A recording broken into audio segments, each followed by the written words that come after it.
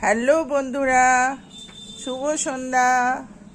তোমাদের সবার টিফিন হয়ে গেছে? আমাদের এই টিফিন নিয়ে বসেছি। দেখো, এখন মোটামুটি বাড়িতে টিফিন বানানোর চেষ্টা করছি কিছু না কিছু দিয়ে।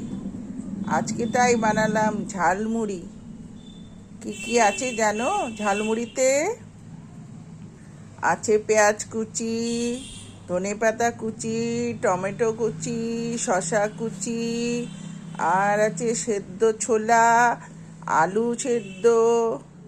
শুধু দু একটা জিনিস নেই। তারপরে রয়েছে ঝুরি ভাজা আর মুড়ি মশলা দিয়ে করা হয়েছে। ধনেপাতা দিয়ে এটা হয়েছে। একটু বাদাম যদি থাকতো, ঝুরি ভাজাটার মধ্যে বাদাম নেই গো। এই হচ্ছে আমাদের সন্ধ্যের টিফিন। টাটা, সন্ধ্যের টিফিন খেয়ে নি। তোমরা সবাই ভালো থেকো।